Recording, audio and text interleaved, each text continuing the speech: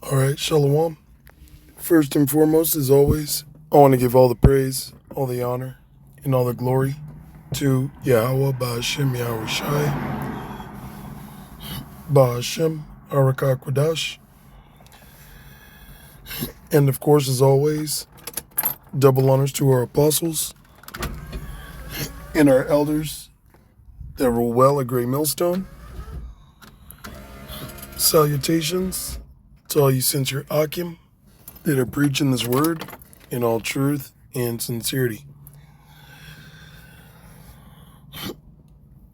And as well, Shalom to you few sisters out there, the Akwathim, that believe.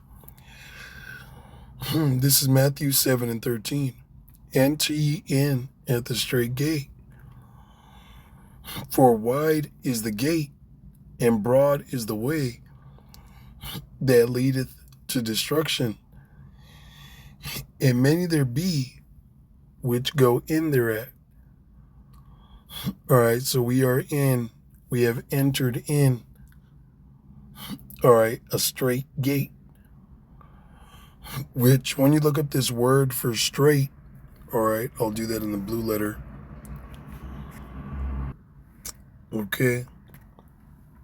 Here's the word for straight in the blue letter. All right. Let's go back to this. All right, so the word there is stenos.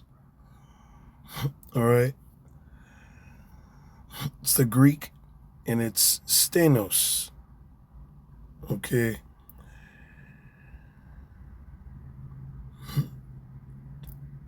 And it says narrow, okay, from obstacles. All right, let's see what else there is.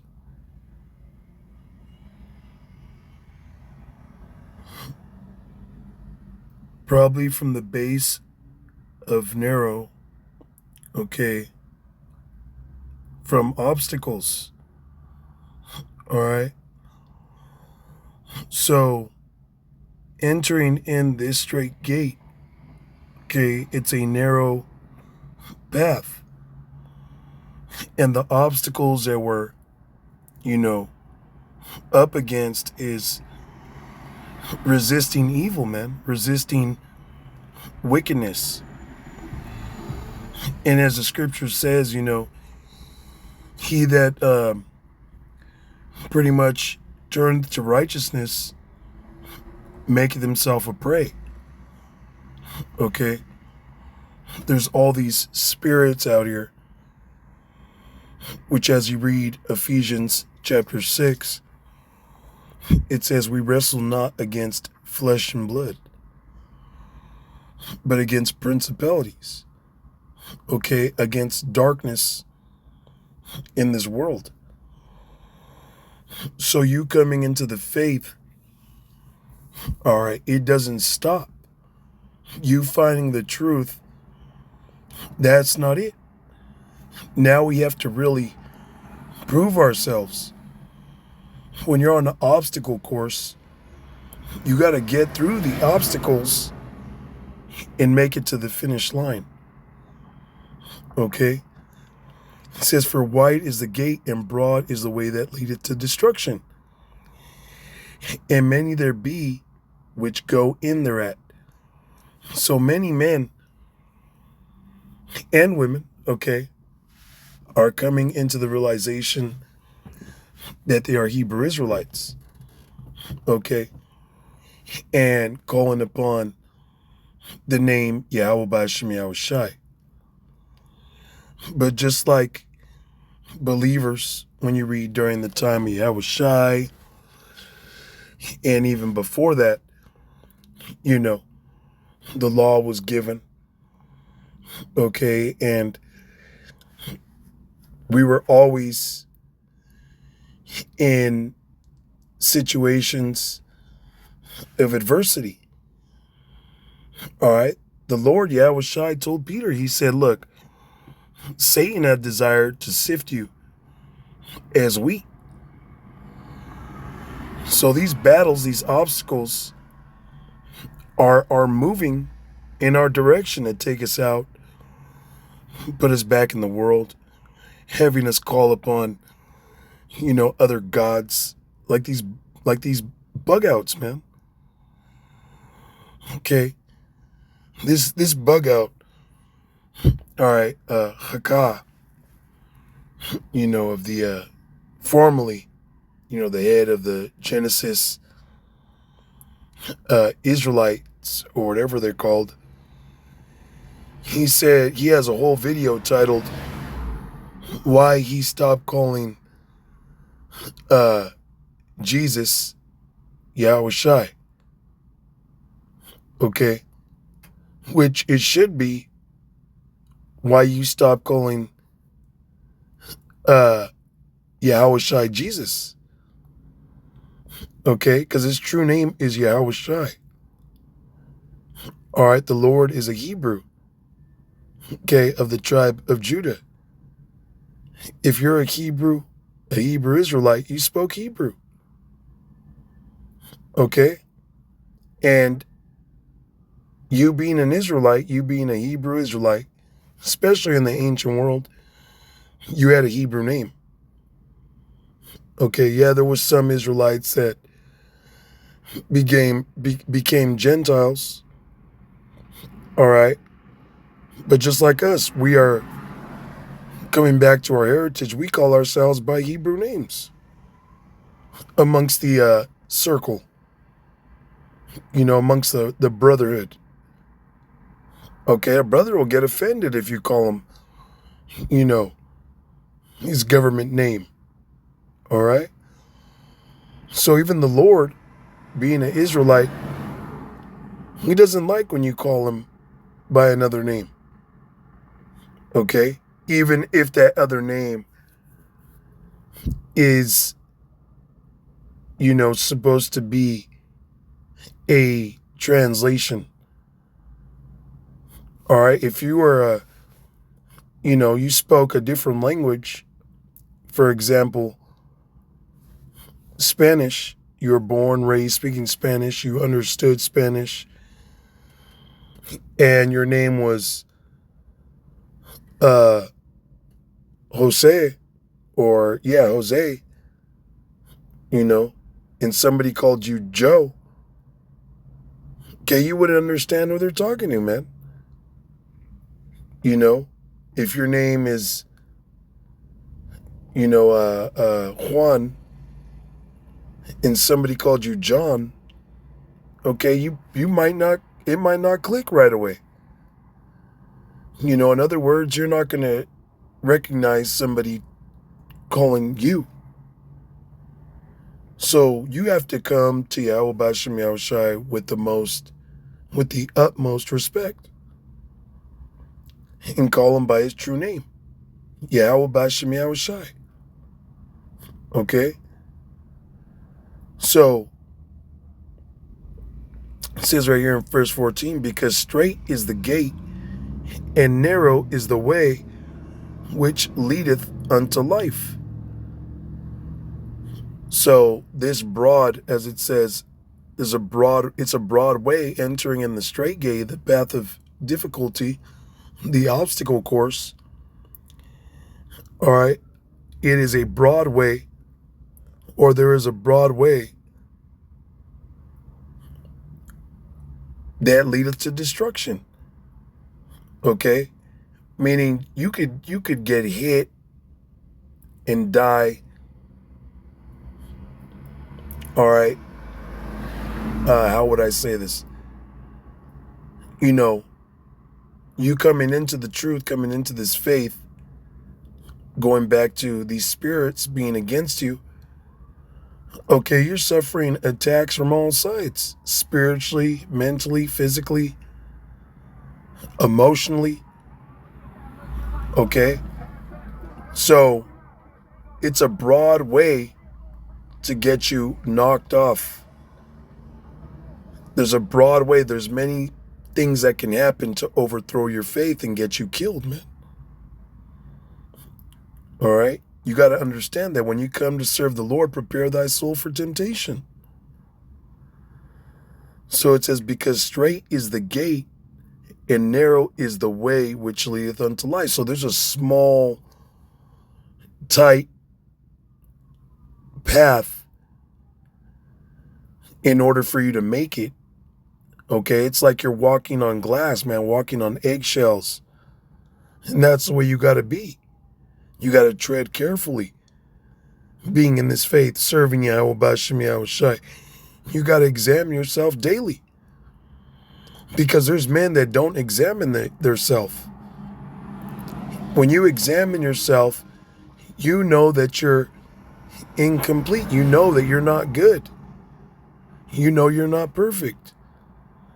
When you examine yourself, you know there's always something to work on. There is always room for improvement. Okay? See, with these other guys, they get lifted up with pride, man. They get lifted up with pride and pleasures and chasing after the things of this life, of this world. Okay? It says, and narrow is the way which leadeth unto life, and few there be that find it. So coming into the faith, all right, there's a broad way. There's many avenues to get you up out of here. All right, there's many exits, many obstacles, moving obstacles, villains within this path, within this gate that we entered to get you up out of there. Okay, but the path to salvation, it's very narrow. All right, it's tight. You got to come correct. You got to fit in. Okay, you got to constantly examine yourself and make sure you have enough faith to make it through. Because as the days go by, it gets harder and harder. All right, you might not necessarily do anything wicked, bugged out, to get you to bug out. But because these spirits that we're fighting against, okay, are spirits themselves, and they are stronger than us at times because we're in the flesh. And they could bug you out with you even doing something bugged out and just get spiritually tired and just give up. You know, that's why you got to examine yourself and pray, fast. Okay? Verse 15, this is the point. Beware of false prophets, which come to you in sheep's clothing, but inwardly they are ravening wolves. See, so there is false brethren, false sisters, false prophets within this thing that call themselves Israelites. And some of them may call upon the name Yahweh Bashem Yahweh Shai and still be false prophets, still be bugged out, still be wicked ass niggas and niggettes, man. Okay, you got that dude Gorilla, okay, Alizé, and he still calls upon Yahweh Shai, but he's a wicked ass nigga. All right? Now, is a former, okay, henchman, fucking Deacon Haka and Hassad, they stopped calling upon them names. All right, but they're wicked ass niggas too. Okay, and there's a lot of wicked ass dudes out here that still say the true name of the Lord. All right, that still know the true name of the Lord and His Son. Okay, like Nate of the IUIC, Nathaniel. Okay, he's being wicked right now because he knows the names. And he does not admonish you, Akim, Wa Akwathium, to use the true names. Okay, he's being lightly with it. He's saying, if you want to call them that, you can. When no, you being an Israelite, Hebrew Israelite teacher, okay, a bishop, which is a high ranked brother in the faith, teacher, okay, you're supposed to demand men and women use the true names. Then you got the ISUPK. They don't stress you calling upon those names. When the scriptures clearly say the Lord will turn to us a pure language, that the elect may call upon the name of the Lord with one consent. That pure language is the Hebrew. Okay? You can't call the Lord whatever the hell you want because Edomites say Jesus. All right? The Lord gave that name, that secret name, okay, to be called upon in a time of trouble. And he didn't just give anybody his name. All right? Because only the elect, the true believers, are going to believe that that's the true name. So it says, beware of false prophets, which come to you in sheep's clothing. These guys, they wear the garment. They got mitres on their head, a lot of them. You know, they come to you in sheep's clothing. Okay? But inwardly, they are ravening wolves. A wolf, what a wolf does to a sheep is devours it. All right? You had that cartoon with the Wile E. Coyote, the Roadrunner. All right? Which I'm just using this as an example. When you think of a coyote, you think of a less vicious canine. Now, a coyote is more fierce or bigger than a dog, so to speak, I should say. Most dogs. And it's closer to a wolf than a dog. Okay? And they're predatory creatures. The scriptures equate the elect of Yahweh Shai as sheep, as lambs. A wolf is not there for your benefit. A wolf is not there to guide the sheep. A wolf wants to eat the sheep. And you hear all the things coming out about these guys, especially recently, the Genesis clowns, the main dude, Hakah, that he's extorting the sheep. All right, he's devouring the sheep's money. Okay, whether he was just doing that to women or whatever. But it's always something with these guys when it comes to high holy days. Okay, the Passover. Want to charge you for a special garment. Okay. Want to charge you for breakdowns. Want to charge you for the lamb dinner at the Passover. That's wicked, man. Okay, the Passover is supposed to be a solemn assembly. And you're supposed to keep it in sincerity, faith, and truth. You ain't supposed to charge brothers for that, man. Sisters for that, man. Now, really, it's about the brothers, We don't, we keep it strictly solemn where we don't got women at our Passovers, And it's been like that for a minute. I remember the apostles saying that back in the days they used to allow the woman to come and congregate. But, with women, women bring, violations, man. So that all got put to rest. And it's truly about the men anyway. All right. Brother doesn't need to see your sister or slack your wife or, manage your house. That's that brother's job. But anyways, we are in the time of these false prophets being revealed. Shoot, it's 2026, the year of, false prophets. All right, bug outs. Forget apostates. I forget what the apostles dubbed it to the exact T.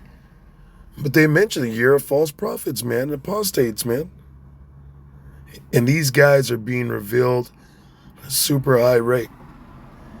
And Yahweh Bashem Yahushua is not done with this, man.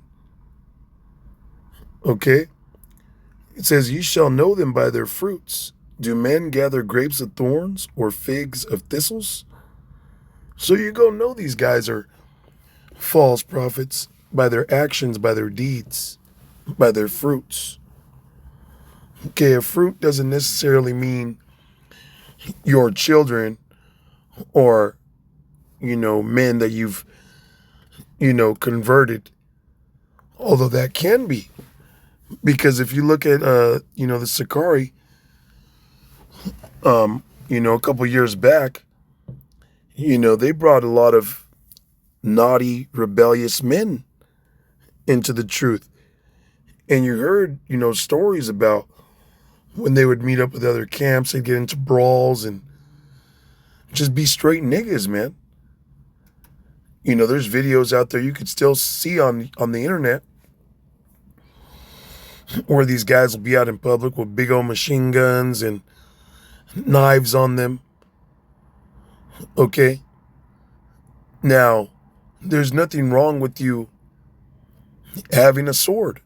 It is not against the law. You being a citizen of Babylon, okay, it's a Second Amendment right of being a civilian, a citizen here. So it's not wicked. The scriptures say, to teach Judah the use of the bow. All right, but to portray an image and be publishing these things for the world to see, that throws off a vibe, a spirit that, young brothers and, Israelites that are new should not be, witnessing, should not be thinking is okay without being a little seasoned, without, understanding. Because young brothers, I myself, at one time when I first came in, I was a little reckless, But we came into the faith, 12 plus years ago, man, where, the spirit was different on brothers. We came in a little rough, Now everything's way more seasoned. Now everything is way more humble and, smooth, because 10, 12 years ago, there was a lot of niggas, that were feigning themselves just man and doing things that a lot of us were, got caught up in, man. And that's another form of, touching on there being false prophets, man, in this thing. Ye shall know them by their fruits. Okay, being fucking, just being out there in a way you're not supposed to be according to the scriptures. Now these men extorting, being violent, okay, talking about these ISCPK, IUIC, Genesis, Sakari, being extortionists, being violent men. Okay, it wasn't just the Sakari. You had IUIC and the ISCPK get into it. All right? Fighting, brawling, calling the cops on each other. Okay? You gonna know false prophets by their deeds, man, by their actions, by their character. Okay? It says, do men gather grapes of thorns or figs of thistles?